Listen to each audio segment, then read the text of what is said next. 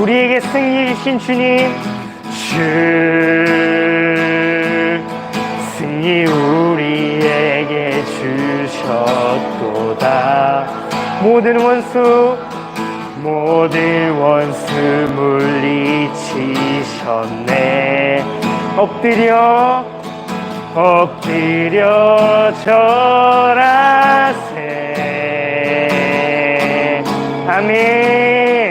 다 주의 크신 이름 높이며 우리에게 행하신 위대한 일 감사하세. 오 주의 신실하신 그 사랑 온 땅과 하늘 위에 계셔 홀로 영원하신 이름. 믿음의 선진들 인생 만들기 노하우의 로마서에서 좀 벗어나서 여러분하고 이 말씀을 좀 나누도록 하겠습니다. 우리 같이 읽겠습니다. 광야를 아름다운 밭으로 그리고 아름다운 숲으로. 저는 오늘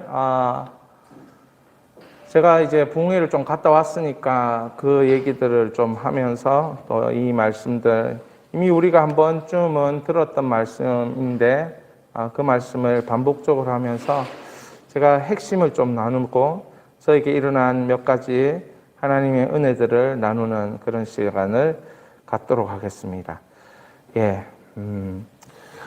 말씀을 읽기 전에 우리 제가 이 수지 주찬양교회 가서 했던 설교 6편 제목입니다. 한번 읽어볼까요? 부르심의 강권, 부르심의 설득, 믿음으로 말미암아 의롭게 된다. 왜 예수님은 8가지 복을 말씀하시는가? 팔복의 하나님 6번째, 마음이 청결을 통해 하나님의 즐거움에 참여함. 광야를 아름다운 밭으로 스스로. 팔복의 하나님 5번째, 끝까지 나를 찾아오시고 강권하시는 하나님의 긍휼. 이 6가지의 말씀을 전하면서 이제 수요일 저녁에는 광야를 아름다운 밭으로 숲으로 이런 말씀을 전했습니다. 저는 이번 부흥회 가면서 그런 생각을 하고 갔습니다. 이 주제가 이사야 32장 15절 말씀에 이 인생 광야를 하나님은 아름다운 밭으로 만들기 원하시고 아름다운 숲으로 만들기 원하시는데, 그렇다면 그걸 어떻게 우리의 삶 가운데 이제 하나님이 풀어주시고 또 하나님 은혜로 그렇게 살 수 있을까, 이것을 나누었습니다. 무엇보다도 이 삶은 믿음의 선진들이 살았던 삶이었다는 거죠. 다윗이 광야를 경험했고 요셉이 광야를 경험했고 아브라함도 그러했고 다니엘도 포로로 잡혀가서 광야를 경험했고, 광야를 경험하지 않은 인생은 단 한 사람도 없었다는 것을 우리는 성경을 통해서 구약의 여러 인물을 보고 확인을 하게 됩니다. 그래서 저는 이 광야 같은 세상에서 광야 같은 인생이 어떻게 아름다운 밭이라는 것은 뭡니까? 내가 일구는 것을 의미합니다. 일구고 그 속에서 내가 열매를 거두고 그리고 그 열매로 살아가고, 이것이 우리가 함께 일하게 되는 밭이라는 거죠. 여러분은 지금 인생밭에서 지금 일구어 나가는 사람들인 것입니다. 그렇다면 그 밭으로 끝나는 것이 아니고 그것이 무성해지고 열매가 풍성해져서 숲을 이루고 그 숲에서 많은 사람들이 그 숲을 찾아와서 누리고 함께하고 기뻐하는 그런 숲을 이루는 인생으로, 광야에서 그렇게 이루는 인생으로. 그래서 예수님은 초창기에 사역을 시작할 때 성령에 이끌려 광야로 가신 그 얘기들을 이제 우리가 복음서에서 먼저 확인할 수 있어요. 그 다음 그 광야가 끝이 나고 공생애의 시작들이 적극적으로 일어나는 것들을 볼 수 있습니다. 그 광야를 예수님 끝을 내실 때에 마귀는 떠나가고 천사가 수종들더라, 이렇게 하면서 광야가 끝이 나는 복음서의 현장들을 우리가 만나게 됩니다. 여러분도 마찬가지로 광야를 하나님이 끝을 내실 텐데 마귀는 떠나가고 천사가 수종들더라. 그런 은혜가 여러분에게 임할 줄 믿고 오늘 믿음의 선진들 인생 만들기 노하우를 좀 찬찬히 살펴보면서 사실은 여러분들이 생각하는 논리적이고 합리적으로 생각하는 세상에서 인생 만들기하고는 너무나도 다르고 간단하기 때문에 여러분들 저렇게 해가지고 되냐? 뭐 이렇게 생각할 정도로 그런 것입니다. 하나님은 하나님이십니다. 여러분들이 생각하는 조합을 복잡게 해야 되고 뭔가 치밀하게 해야 되고 그런 것을 뛰어넘는 하나님이시라는 것을 여러분 만날 수 있기를 바라고, 무엇보다도 세상의 어떤 방법이 아닌 하나님의 방법은 전능하신 분이기 때문에 가장 잘할 수 있는 것, 가장 단순한 것, 가장 실천 가능한 것, 누구라도 한번 해볼 수 있는 그런 방법을 제시한다는 것을 여러분들이 기억하고 말씀을 들을 때에 저렇게 하면 되겠구나라는 믿음이 여러분에게 성령으로 말미암아 생기기를 축원합니다. 자, 그렇다면 제가 이게 이제 삼위 하나님, 우리 기독교는 성부 하나님, 성자 하나님, 예수님, 성령 하나님, 삼위 하나님을 믿는 종교입니다. 그래서 이 기독교를 삼위 하나님을 믿습니다. 이렇게 고백하는데 우리가 사도신경을 고백할 때도 그렇고 거기에는 모두 성부 하나님, 성자 예수님, 성령 하나님이 다 나타나 있습니다. 자, 그러면 이 삼위 하나님에 대해 우리 간단하게 요약하면 이런 겁니다. 우리 같이 한번 결국 우리가 한번 읽어보겠습니다.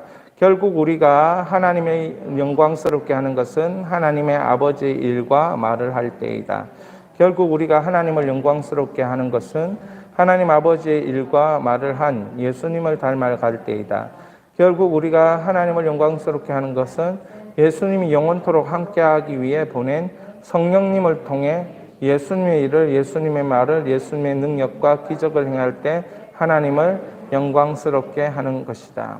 성부 하나님은 계획을 세우십니다. 이 계획, 구속계획, 구원계획이라고 말을 합니다. 그 계획을 아들 예수 그리스도를 통해서 실천하게 하십니다. 실천하게 하시고 그 아들 예수 그리스도께서 십자가를 지시고 또 사망 권세를 이기시고 부활하시는 것, 이것을 우리가 믿을 수 있도록 길을 열어주신 분이 바로 성령 하나님이 되는 것입니다. 여러분은 지금 성령의 시대를 살고 있고 내가 예수를 믿는다는 것은 성령 하나님께서 2000년 전에 그 십자가 사건과 죽음을 이기신 부활 사건을 우리에게 적용시키기 때문에 예수를 믿을 수 있게 된 것입니다. 그래서 오늘도 성령님은 무엇을 하시느냐면 여러분을 통해 예수의 일을, 예수의 말을, 예수의 능력을, 예수님의 성김을, 예수님의 인격을, 예수님의 신성을 나타나게 하는 그러한 일들을 여러분에게 이제 자유롭게 하고 계신다는 거죠. 여러분들이 이걸 알고 계시면 성령님께서 나를 통해서 예수님의 일과 예수님의 인격과 예수님의 성김과 예수님의 사랑과 예수님의 신성을 나타내는 일들이 내 삶 가운데 일어나고 있다. 이걸 성령님을 통해서 여러분들이 경험할 수 있다는 것입니다. 이것을 믿는 것, 이것이 이제 우리에게 필요한 것이죠. 자, 그런 측면을 여러분 기억하시고 이 성령님에 대한 이해를 기억하시면서 이 말씀을 읽어보면 이사야 32장 15절에 뭐라고 얘기합니까? 마침내 위에서부터 영을 우리에게 부어 주시리니 광야가 아름다운 밭이 되며 아름다운 밭을 숲으로 여기게 되리라.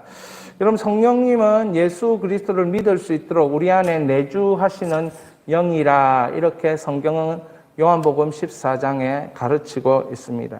그러므로 이 말씀에 이사야의 이 예언에 의하면 영을 우리에게 부어 주신다. 내주하시는 내 안에 계신 성령님, 이런 마음도, 이런 가르침도 있지만 성령님은 이렇게 부으신다. 우리의 생각을 부으신다. 예를 들면 이런 것이에요. 어디에서 정보를 들으면 그 정보 들은 것으로 인해서 내가 생각이 바뀌지 않습니까? 그 여러 가지 정보, 분석된 정보들을 내가 들으면서 조합하면서 내 판단력이 바뀌고 내 분별력이 바뀌는 그와 마찬가지로 성령께서 이렇게 부으시면 성령으로 말미암은 생각, 하나님에 대한 생각, 예수님에 대한 생각, 이런 것이 우리에게 들게 되어 있다는 거죠. 마치 우리가 어디 세미나를 참석해서 그 세미나를 들으면 그 정보 때문에 분석력이 생기고 논리적인 사고가 생기고 막 앞을 내다보는 추측할 수 있는 그런 것들이 생기는 것처럼 마치 그렇게 된다는 거예요. 그러니까 이 이사야가 말한 영을 우리에게 부어주신다. 이 영은 왜 부어주시냐? 광야가 아름다운 밭으로, 그리고 광야가 아름다운 숲으로 변화되기 위해서 영을 부어주시는 거예요. 마침내 영을 부어주신다. 여러분, 구하는 자에게 부어주신다라는 사실이죠. 마침내. 그래서 그 영을 부어주실 때 우리가 이걸 예수 그리스도의 관점에서 이렇게 볼 필요가 있는데, 신약 성경 요한복음 14장에 예수님은 성령은 내주하시고 성령은 가르치시고 성령은 나보다 큰 일을 한다고 요한복음 14장 12절에 기록해 놓은 것을 볼 수 있습니다. 자, 내주하시고 가르치신다는 것은 알겠어요. 그 영이신데. 근데 우리 예수님은 성령은 나보다, 예수님 자신보다 더 큰 일을 우리가 할 수 있도록 역사하신다. 그렇게 말씀하셔요. 예를 들면 이런 거죠. 베드로가 예루살렘에 복음을 전할 때에 예수님이 예루살렘에서 사역할 때 3,000명, 5,000명 예수께로 돌아오는 그런 역사보다는 개개인의 병든 사람들이라든지 그런 문제가 있는 사람들을 고치시고 회복하시고 이렇게 나타나는데, 베드로가 복음을 전할 때, 예수님의 제자인 베드로가 복음을 전할 때 3,000명이 돌아오고 5,000명이 돌아오고, 그러니까 예수님이 말씀하신 것처럼 나보다 큰 일을 한 게 제자들을 통해서 확인할 수 있죠. 오늘날도 많은 사람들이 이러한 일들을 경험하고 있는 거예요. 아프리카에서 한 사람의 복음 전도자로 인해서 수십만 명이 모여서 예수 그리스도를 주로 고백하는 나이지리아의 그런 집회들이 일어나고 있는 것들을 볼 수 있습니다.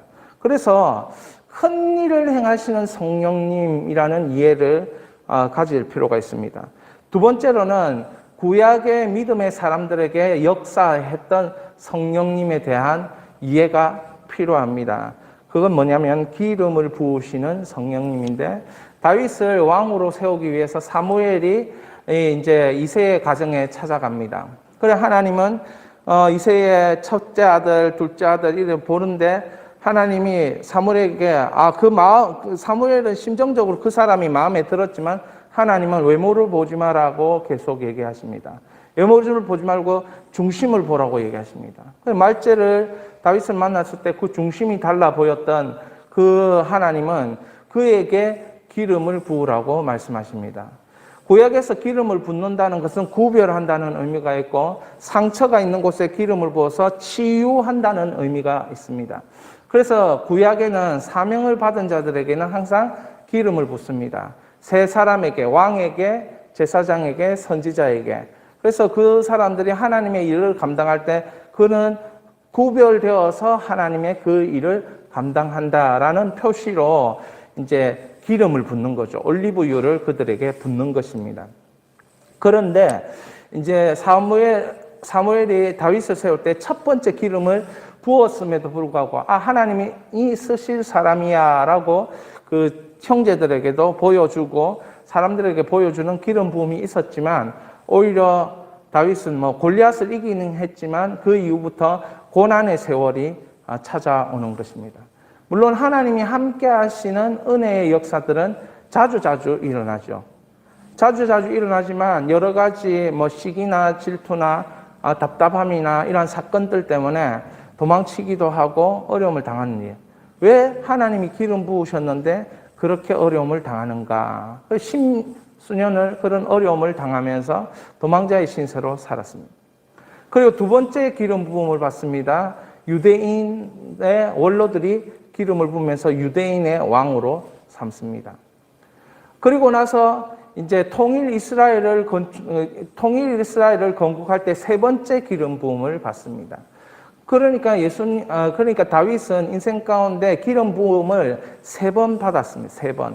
3번 받았지만 한 번 받았을 때마다 인생이 물론 발전도 있었지만 어려움도 있었고 고난도 있었고 역시 그런 답답한 일들이 있었습니다만은 하나님께서 계속 구별하는 일을 하셨다는 거죠.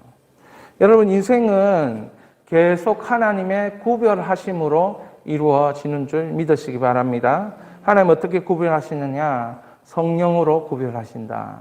성령을 우리에게 부으셔서 구별하신다. 이게 어떤 말일지 잘 모르실 거예요. 그래서 제가 계속 좀 설명을 드리면, 인생을 만드시는 성령 하나님에 대해서 말씀을 드리면 이렇습니다. 사도행전 2장 17절에 베드로는 요엘 2장 28절을 반복적으로 이제 이야기하는데, 하나님이 말씀하시기를 말세에 같이 읽어봅니다.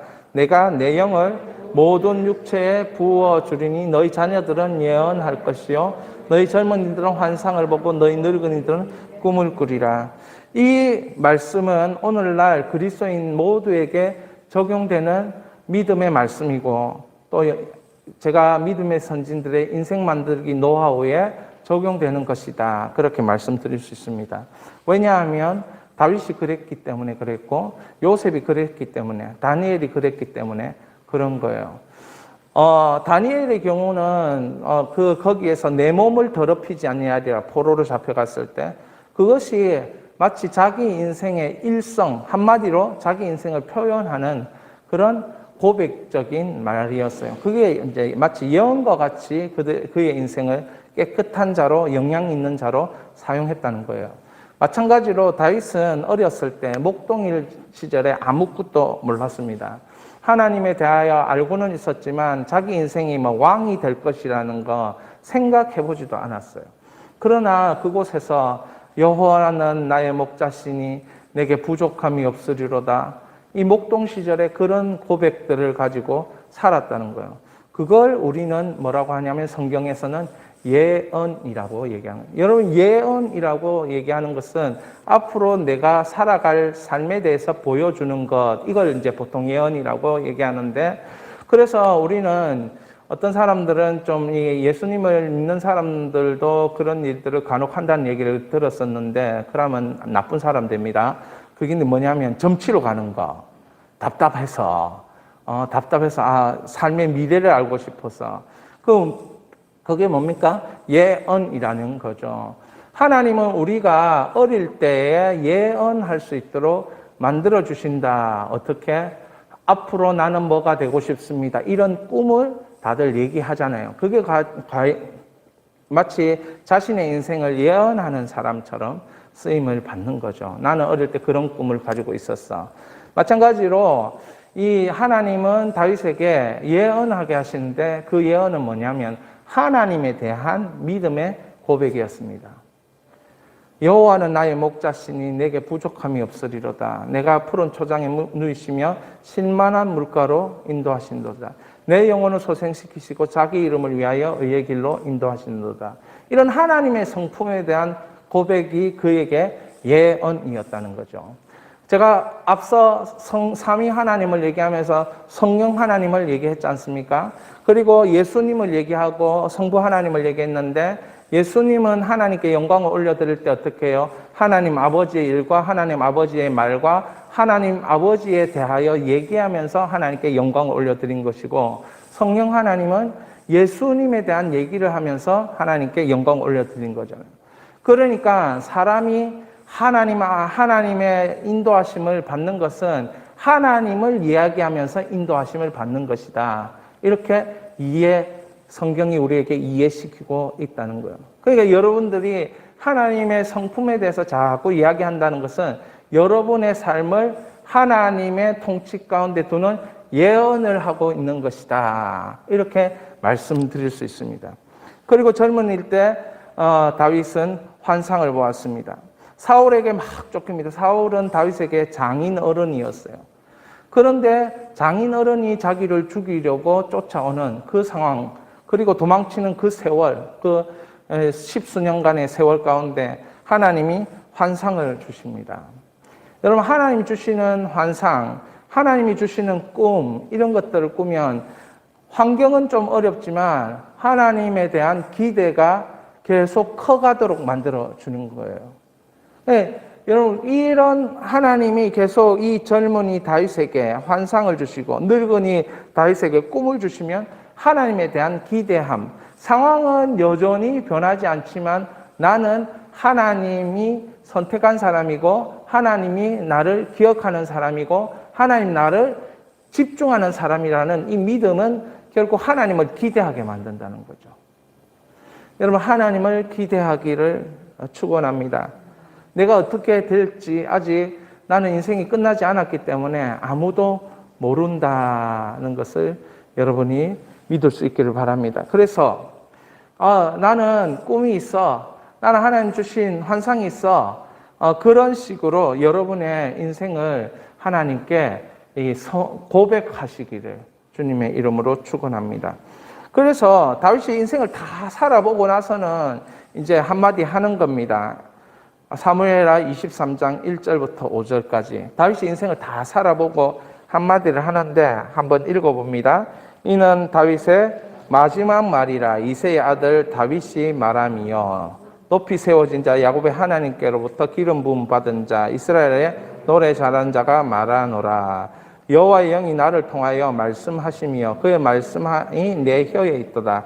이스라엘 하나님 말씀하시며 이스라엘 반석이 내게 이르시기를 사람을 공의로 다스리는 자 하나님을 경외함으로 다스리는 자여, 그는 돋는 해가 아침비 같고 구름 없는 아침 같고 비 내린 후에 광선으로 땅에 우미 돋는 새풀 같으리라 하시도다. 내 집이 하나님 앞에서 이같이 아니하냐. 하나님이 나와 더불어 언약을 세우사 만사에 구비하고 견고하게 하셨으니 모든 소원을 어찌 이루지 아니하시랴. 아멘. 다윗은 자기 인생을 딱 정리를 해보니까 이 5절 안에 다 정리해 버리는 거예요. 마지막 말, 하나님 자기를 높이 세우셨다는 거예요. 자기가 높아지고 싶어서 높아진 게 아니고 하나님이. 그리고 하나님께로부터 기름 부음 받았어요. 그리고 하나님이 노래 잘하는 자로 만드는, 물론 저 같은 사람은 노래를 좀 별로 못하지만 이스라엘의 노래 잘하는 자가 다윗이었다는 거예요. 그러면서 2절에 보니까 여호와의 영이 나를 통하여 말씀하시며, 그러니까 하나님이 말씀하신 거예요. 쭉 말씀하신 거예요. 자기의 인생에 대해서, 믿음에 대해서, 그 고백에 대해서 하나님은 다윗에게 자꾸 말씀하셨는데, 그것을 다윗은 뭘 했느냐 하면 이렇게 표현해요. 말씀이 내 혀 위에, 혀에 있도다, 이렇게 표현한 거예요. 혀에 있도다. 이건 다시 말하면 하나님이 나를 통하여 하나님 영이, 성령이 계속 말씀하셨는데 나는 그 말을 그냥 간직하고만 있지 않고 내 혀로 그걸 반복적으로 얘기했다는 거예요. 히브리적인 사고방식에 의하면 묵상은 읊조린다는 얘기인데, 이 하나님이 말씀을 영을 통하여, 성령을 통하여 자꾸 주시니까 그걸 가지고 자꾸 반복적으로 되뇌했다는 거예요. 하나님 선하십니다. 하나님 좋은 길로 인도하십니다. 하나님이 절대로 실패하지 않으십니다. 하나님 포기하지 않는 분이십니다. 하나님 뜻을 반드시 이루시는 분이십니다. 이런 식으로 자기 혀에 하나님이 영으로 말씀하신 것을 자꾸 반복적으로 이야기했다는 겁니다. 그래서 3절에 뭐라고 얘기합니까? 이스라엘의 하나님이 말씀하시며가 이렇게 나오는 거예요. 하나님 말씀하시며가 되니까 그 뒤에 사람을 공의로 다스리는 자, 하나님 경외함으로 다스리는 자여, 그렇게 얘기하면서 4절에 그 말씀으로 인하여 돋는 해가 아침빛 같고 구름 없는 아침 같고 비 내린 후에 광선을 땅에서 우미 돋는 새풀 같은, 하나님의 말씀이 새풀같이 인생에 돋아나도록 하시는 것을 다윗은 경험했다. 그래서 5절에 이렇게 고백이 되는 겁니다. 내 집에 하나님 앞에 이같이 아니하냐. 하나님이 나와 더불어 언약을 세우사 만사를 뭐 하시다고요? 구비하고 견고하게 하셨으니 모든 소원을 하나님이 말씀을 통하여 이루셨다. 이렇게 고백하는 것입니다. 여기서 이 다윗의 핵심은 뭐냐면은 하나님을 알아감, 하나님에 대한 이해함, 그리고 그것을 자신의 입술로 고백함, 반복적으로 선포함, 이것이 하나님의 방법이었어요. 자, 제가 서두에 제가 말씀드렸죠. 야, 하나님의 방법은 다들 사용할 수 있는 것으로 제가 말씀을 드렸어요. 여러분과 우리 같이 막 이제 학년이 올라가면서 하나씩 둘씩 올라가면서 좀 더 고급스러운 기술을 구사하면서 인생을 사는 거잖아요. 좀 더 고급스러운 기술을 하면서 또 뭐 돈도 벌고 지식도 커가고 막 그렇게 하는 거잖아요. 근데 하나님의 방법은 누구나 다 할 수 있는 것들을 선택하셔서 하셔야 다른 사람이 하나님을 믿는 백성이 다 따라 할 수 있도록, 그래야 이것이 공평하고 이것을 할 수 있는 여러분들이 될 수 있는 거죠. 근데 딱 하나님이 하시는 것은 우리의 이 몸속에 다 있는 것을 하나님 하십니다. 그게 뭐냐면 이제 이번 제일 처음에 저는 하나님 말씀이 혀 위에 입을 사용하신다 말씀드렸고, 두 번째는 뭐냐면 마음이 청결한 자는 복이 있나니 그들이 하나님을 볼 것이며. 자, 제가 하나님을 본다 이거 제가 설교를 했지만, 여러분들이 하나님을 본다는 것은 신앙에 있어서 가장 기본적인 욕구입니다. 욕구. 그래서 전도를 하면 하나님 보여달라 이렇게 말하는 것이고, 우리도 신앙생활을 하면서 하나님을 한번 봤으면, 천국을 한번 경험해봤으면 이런 마음들이 있죠. 이것은 성경신학적으로 말하면 출애굽기에 있는 모세 또한 그런 말을 했어요. 한번 읽어보겠습니다. 모세가 이르되 원하건대 주의 영광을 내게 보이소서. 다윗의 고백입니다. 진실로 생명의 원천이 주께 있사오니 주의 빛 안에서 우리가 빛을 보리이다. 시편 25편. 내 눈이 항상 여호와를 바라보면 내 발을 그물에서 벗어나게 하실 것입니다. 그러니까 이게 보기를 원하는, 영광을 보기를 원하는, 누구나 그런 신앙인이라면 영광을 보기를 원한다는 거죠. 그리고 그 빛 안에 있으면 이 빛으로 말미암아 어둠이 물러간다는 걸 잘 알고 있는 거예요. 그런데 시편 기자가 하나 더 고백하는 것은 그물을 벗어나게 하실 것이라는, 하나님을 바라봄으로. 여러분, 우리가 우리 속에, 우리 내면 속에 하나님이 아닌 다른 것을 바라보면 그것이 나의 올무가 됩니다. 하나님을 바라보면 하나님은 올무가 아니라 그 모든 것을 통치하고 계신 분이기 때문에 하나님은 그것에 가서 다스리라. 이렇게 되는 거예요. 다스림을 받는 게 아니고, 영향력을 받는 게 아니고, 네가 영향력을 주는 사람이 되라. 이런 믿음이 생기는 거예요. 그러니까 마음이 청결한 자는 하나님을 볼 것이다. 자, 입이 있죠, 마음이 있죠. 하나님 요거 두 가지를 딱 사용합니다. 그리고 하나님은 그 속에다가 말씀을 딱 넣어가지고 사용하는 거예요. 내 생각, 내 마음, 내 느낌 아니라 하나님의 생각, 하나님의 마음, 하나님의 느낌, 하나님의 말씀을 마음과 입술에 넣어서 인생을, 믿음의 선진들을 인생을 만들어가게 하신다는 거죠. 그러므로 제가 전에 얘기한 것처럼 행복이라는 것은 우리가 말씀을 지키고 믿음으로 살면 행복을 주시는데, 아퀴나스라는 이 중세신학자가 지성적인 면에서 하나님을 육안으로 뵙는 것이 행복이고, 스코투스라는 사람은 행복은 의지적인 면에서 하나님을 즐거워하는 것이다. 그러니까 여러분은 하나님 본다라는 것은 하나님 즐거워하는 것이다. 마음이 청결한 자는 하나님을 즐거워합니다. 여러분의 마음에 하나님을 즐거워하면, 하나님을 즐거워하는 일에 참여하면 어떻습니까? 입술에 하나님의 말씀이 선포되고 그 입술로 여러분의 삶에 대한 예언을 하게 되는 거죠.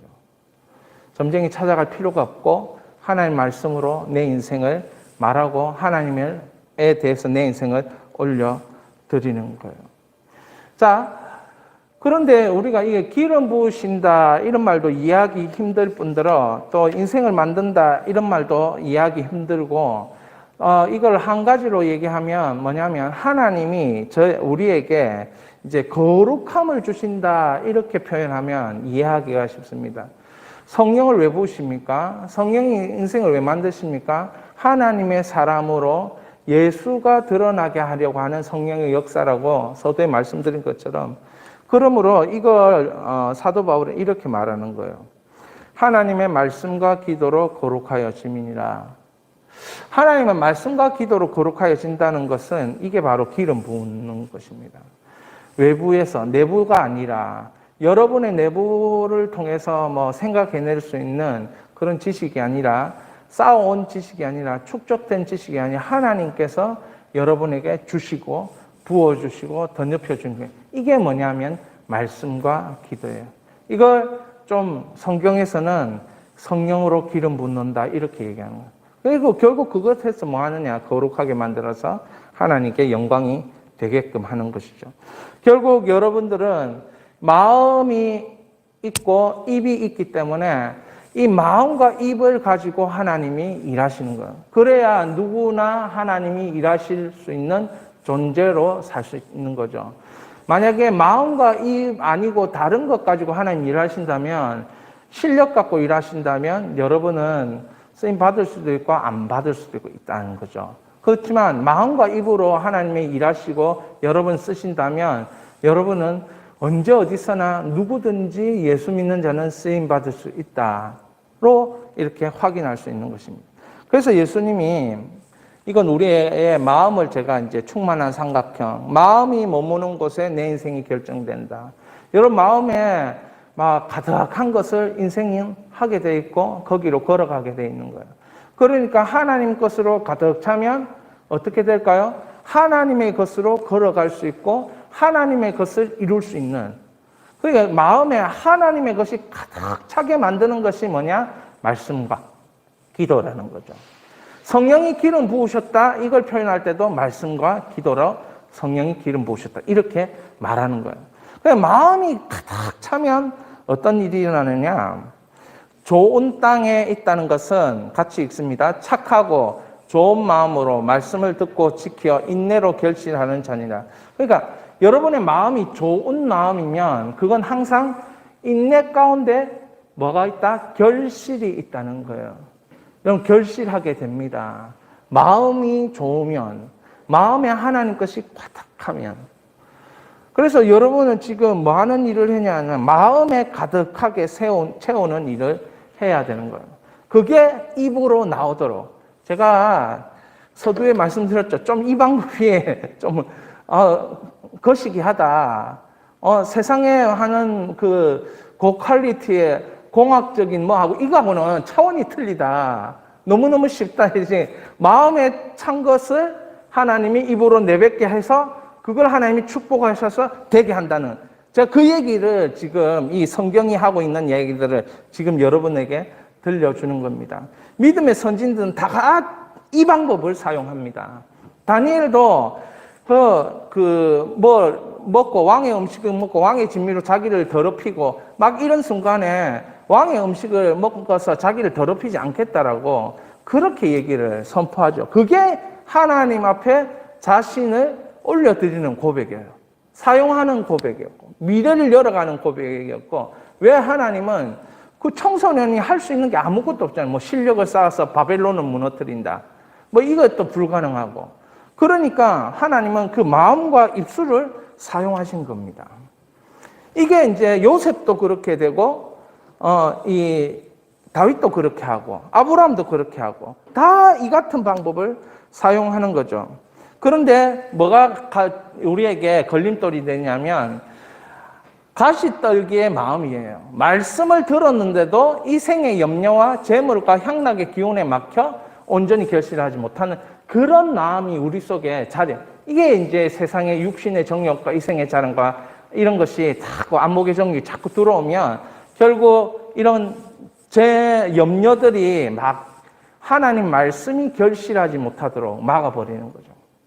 이것이 우리의 일상생활이니까 어떻게 해야 됩니까? 하나님의 말씀은 있습니다.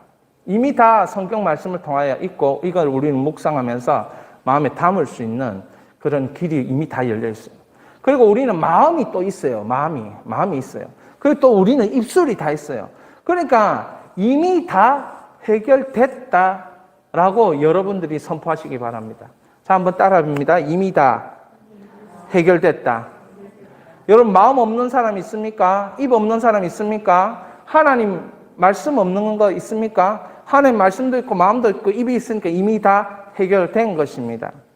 그래서 마음이 깨끗하면 하나님은 말씀을 거기에다가 불어넣어 주시는 거예요. 그래서 마음 청결한 자는 하나님을 볼 것이다. 마음 청결한 자는 행복할 것이다. 마음 청결한 자는 하나님의 즐거움에 참여할 것이다. 이렇게 되는 거죠.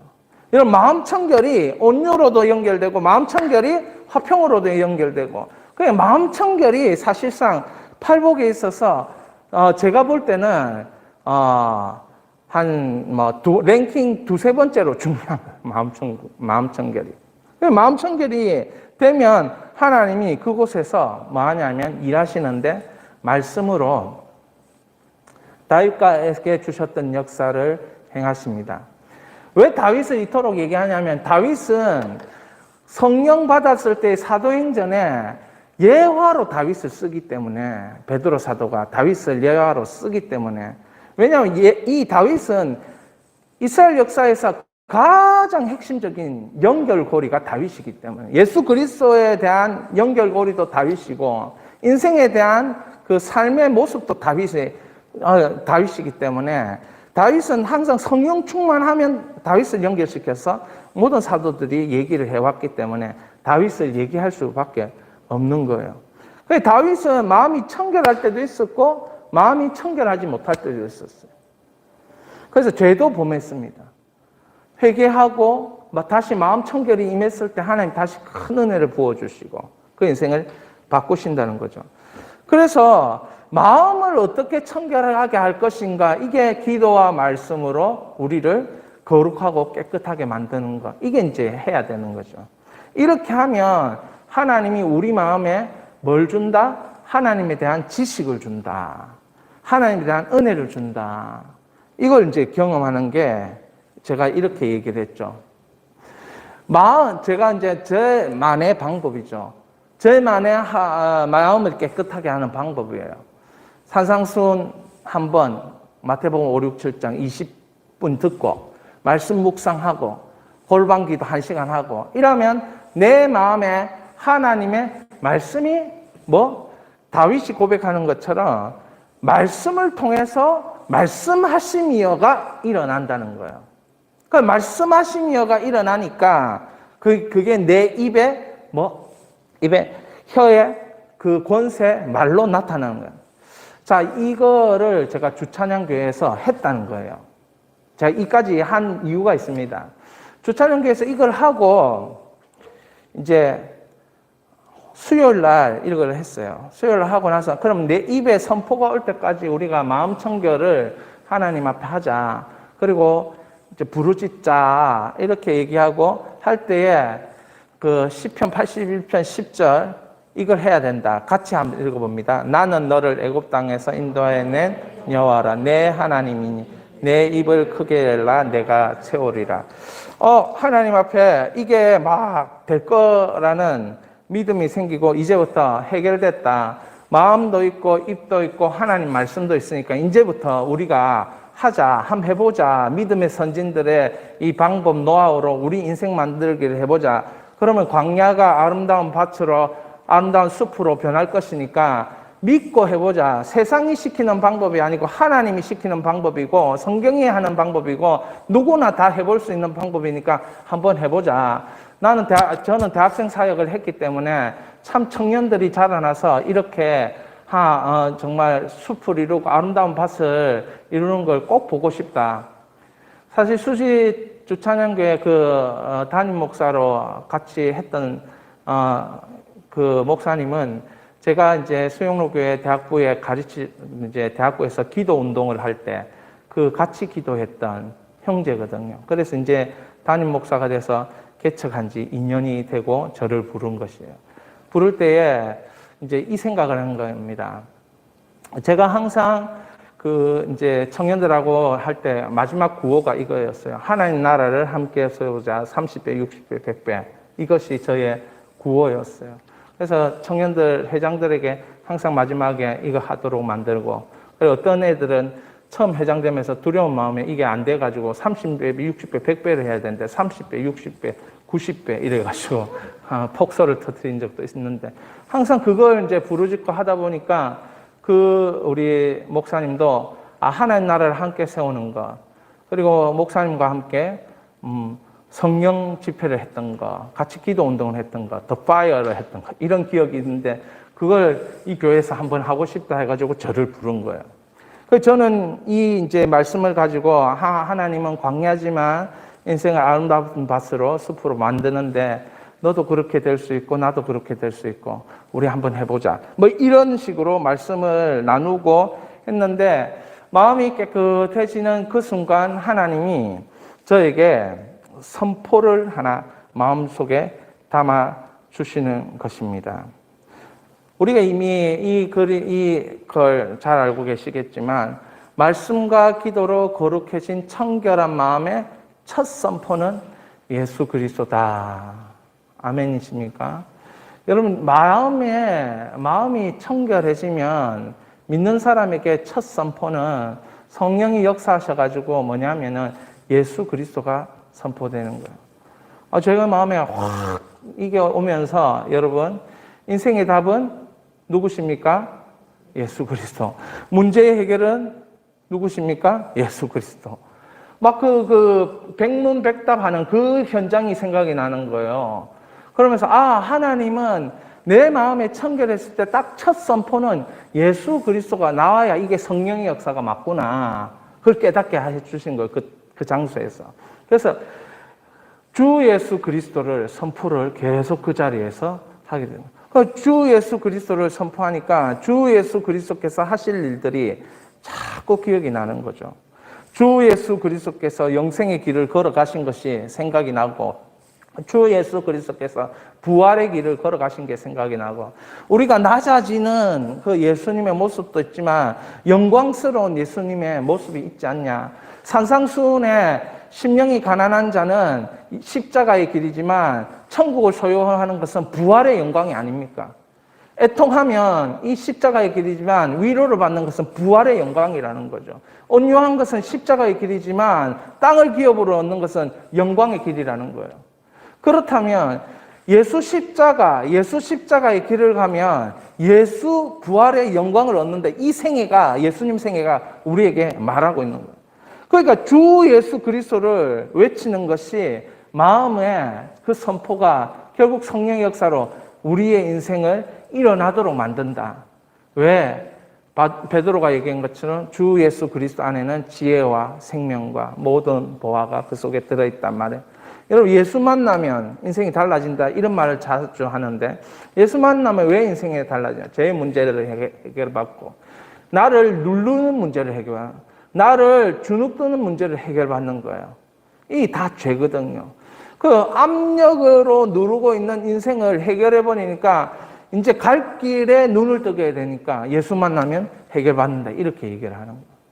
하나님이 여러분들을 해결하시고 싶은 거죠. 하나님 여러분을 살려주고 싶은 거예요. 그럼 저도 살려주고 싶은데 그게 뭐냐? 이 마음속에서 말씀으로 해결받아 버리는 거. 그러면 마음이 가는 곳에 인생이 결정된다고 제가 말씀드린 그 충만의 삼각형처럼 여러분 마음에 모든 게 해결되면 이미 인생은 다 해결된 거다. 단지 우리는 시간이라는 제한 속에 갇혀 있기 때문에 예수님께서 인내로 결실한다라고 얘기하지 않습니까? 시간은 인내를 요구하고 시간은 인내가 있어야 결실이 있지 않습니까?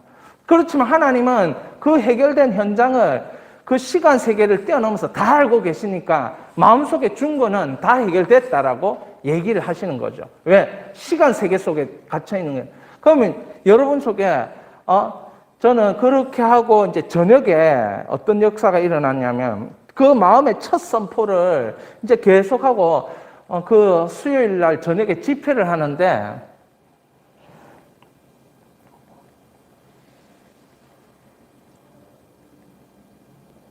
이게 딱 들어오는 거예요. 마음에.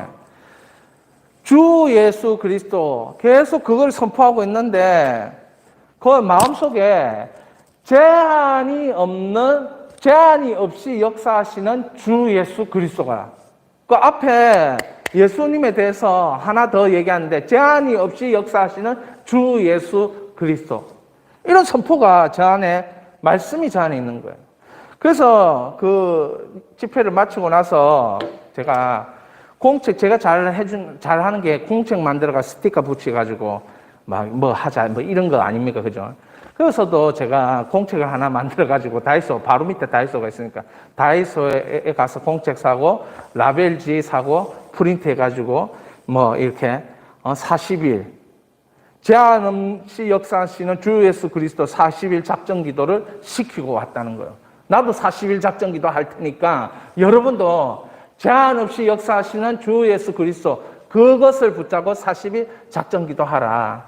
그럼 내가 여러분들 위해 주찬양 교회를 했을 때 어떤 역사가 일어나는지 봐라. 그렇게 이야기한 것입니다. 여러분의 그 노트에 기록되어 있는 글이 있습니다. 우리가 하나님을 영광스럽게 하는 것은 예수님이 영원토록 함께하기 위해 보낸 성령님을 통해 예수님의 일을, 예수님의 말을, 예수님의 능력과 기적을 행할 때 하나님을 영광스럽게 하는 것이다. 같이 읽어봅니다. 그러므로 여러분 노트에 있어요. 노트에 제가 노트 나눠줬잖아요. 제 설교가 지금 너무 그죠? 내용이 좋아가지고 지금 저만 이제 보고 있는데 50페이지 50페이지. 자, 50페이지에 보면 맨 밑에 우리가 하나님을 함께 읽겠습니다. 우리가 하나님을 영광스럽게 하는 것은 예수님이 영원토록 함께하기 위해 보낸 성령님을 통해 예수님의 일을, 예수님의 말을, 예수님의 능력과 기적을 행할 때 하나님을 영광스럽게 하는 것이다. 그러므로 제한 없이 역사하시는 주 예수 그리스도를 마음에 선포하는 것은 우리 구주 예수님의 인격과 신성으로 성부와 아버지 하나님께 영광을 돌리겠다는 의미이며 동시에 제한 없는 주 예수 그리스도의 역사를 이 땅에서 천국과 같이 누리게 될 것이다. 여러분 이걸 적는다고 제가 생각 많이 했는데 결국 이 내용이 바로 믿음의 선진들을 보면서 얻어낸 결론입니다. 우리가 주 예수 그리스도를 선포하다 보면 예수님 십자가가 따라오고 주 예수 그리스도를 선포하다 보면 부활의 영광이 따라오고 주 예수 그리스도를 선포하다 보면 거기에는 고난과 환난도 숨어 있습니다. 그러나 결국에는 승리하고 이기게 되는 주 예수 그리스도를 우리가 제한 없이 누리게 될 것이에요. 제가 주찬양교회 올라가니까 어떤 일들이 있느냐 하면 이제 교회가 한 2년 정도 했는데 이제 성도가 없어가지고 7명 나온대요. 7명. 개척교회가 다 그렇습니다. 근데 그 분당구 수지에 사니까 이게 얼마나 그 장소가 진짜 좋아요. 다이소는 2층이고 교회는 4층. 근데 이게 이제 새도 많이 나가고 2년 동안 하니까 막 그런 거예요. 그래가지고 붕 뜨일 수 있겠다 싶어서 지금 새를 뭐 까먹고 막 이래가 뭐 하여튼 복잡해요. 그런데 이제 첫날 제가 딱 갔을 때 전화가 한 통 왔습니다. 그 목사님한테. 교회를 내놓으셨는데 제가 봤습니다. 그러면서 이 교회를 어떻게 할 수 없겠습니까? 그럼 만나자. 첫날 그 예배당에 그 목사님한테 내하고 딱 들어갔는데 그 역사가 일어난 거예요. 그래서 그 사람을 만나게 됐는데 그분도 이제 순복음 계통의 목사님이셨는데 이렇게 말을 해요. 이제 이 시설비를 제대로 주는 거죠. 3천만 원 얘기인데 거기서 얼마 2,400만 원을 주고 그랜드 피아노하고 음량하고 강대상하고 의자하고 가지고 가는 만큼 다 가져가라. 우린 여기서 청년 셀 모임만 하면 된다. 예배를 드릴 장소를 구하는데 3개월 동안 장소를 구하시라고. 계약 기간이 내년 1월이니까 3개월 동안 12월까지. 그리고 그 3개월 동안 그 교회의 월세를 3개월치를 다 내주겠다는 거야. 그런 일 잘 없잖아요. 그죠? 우리 처음 딱 갔는데, 내가 들어가면서 바로 그런 일이 팍팍팍 일어난 거예요. 그게 얼마나 참 놀랍습니까? 이제 목사님이 진짜 좋아했죠. 하나님, 붕 뜰 수도 있었는데 이렇게 해주시니 너무 감사합니다. 뭐 이렇게 간증하고. 근데 바로 얘기할 수 없어가지고 목요일 날, 집회 끝나고 목요일 날 이제 다시 한번 얘기하자. 이렇게 얘기가 된 거예요. 제가 이 집회에 올라가기 전에 제 은행에 잔고가 408원이 있었어요. 그러니까 제가, 참, 뭐냐면, 그 은행 잔고 408원을 보면서 제가 뭐라고 얘기했냐면, 하나님이 400만 원을 그대로 안에 이어두셨네. 이러면서 100원, 200원, 300원, 400원, 1원, 2원, 4원, 4원, 8원, 이래 408원. 예. 있었는데, 또 이게 하나님의 귀한 성도님들이 이렇게 좀 가서 굶지는 말라고 이러면서 또 이렇게 좀 주시고, 밥값도 좀 주시고, 교통비도 좀 주시고, 그렇게 해서 가게 됐는데, 그럼 이게 이해하고 들으셔야 됩니다. 제가 이제 그 전날 그렇게 이제 408원 얘기를 했단 말이죠. 우리 누구도 못 들고 내 입에서 내 혼자 얘기했어요. 408원인데, 하나님 400만 원을 다 안에 있게 하셨네. 이러면서 내 입으로 얘기한 거예요. 현실은 408원이에요. 그 다음날 아침에 일어나서 이제 그 노포동에 가서 그 우등 고속버스를 타려고 했는데, 고속버스 타기 10분 전에 왜 토스에 있잖아요. 토스에 돈 들어오면 띠링띠링 들어온다니까. 그 띠리링 소리는 경쾌한 소리. 항상 보면 뜨면은 신용도가 어쩌고 그런 것만 뜨고 했는데, 그날은 띠링띠링 하는데 이게 뭔가 하나님 역사인 것 같은 거예요. 딱 보니까 얼마 들어갈게요? 내 입으로 이해하고 들으라고 했죠. 내 입으로 얘기했던 400만 원이 들어온 거예요. 이거 얘기하고 나면 이제 여러분들 내가 부자인 줄 아는데, 400만 원이 들어온 거예요. 근데 그게 어디서 들어왔느냐? 이거 들으면 진짜 더 눈물 나요. 어느 사모님이 그 남편 목사님하고 지하에 교회를 하고 있었는데, 이 지하 교회를 지상으로 올리려고 이분이 적금을 들었던 거예요. 적금을 들었는데, 남편분이 이제 병이 걸려서 소천하신 거예요. 그리고 이 사모님도 병이 걸려가지고 한 달 전에 소천하신 거예요. 이 이제 적금을 들은 거를 이제 만기를 채우지 못하고 소천하게 된 거죠. 그걸 이제 동생분이 찾아가지고 이걸 어떻게 써야 되냐. 교회를 성전을 올리기 위해서, 지상을 올리기 위해서 성전을 이거 했는데, 이걸 어떻게 써야 되냐 고민을 하게 된 거예요. 이분이 시골 교회에 있는 사모님이고 목사님, 남편 목사님 계시고 하는데, 그런데 마침 이분이 이제 커피 브레이크 성경 공부를 저희 집사람하고 이제 하시는 분인 거예요. 사모님인데. 그러면서 우리 집사람이 기도했던 그 기도 내용을 예수비전 교회 장소 구하는 기도를 나눈 거죠. 고민하다가 이분이 한 달 전에 그 마음을 가지고 이제 해야 되겠다. 자꾸 우리 보고 자기가 있는 그 시골로 휴가를 자꾸 오라는 거예요. 우리 보고 밥하고 장소하고 먹고 자고 하는 거 다 책임져 줄 테니까. 그런데 개척교회 목사가 휴가 갈 수 있습니까? 그래, 휴가 안 가고 우리는 계속 그냥 눈만 뻘뚱뻘뚱 뜨면서 우리 그 집사람 저하고 이제 이렇게 봤죠. 그런데 그 타이밍이 절묘하다는 거예요. 제가 그 마음을 가지고 이미 한 달 전에 계획을 해놨는데, 그 오는 게 내가 그 부흥회를 가려고 그 버스를 타려고 하는 그 10분 전에 왔고, 그 타이밍에. 그리고 내가 거기 교회를 딱 가가지고 그 교회가 지금 당면한 문제가 이제 성전 옮기는 거였는데, 그 문제의 해결이 그 목사님하고 나하고 그 성전에 예배당에 걸어 들어가는데 전화가 오고 그날 만나고 이렇게 된 거예요. 그러니까 하나님이 우리는 이런 일을 하나님의 섭리라고 믿고 있는데 하나님 어떻게 하면 그런 타이밍에 어떤 절차를 밟고 계셨는가?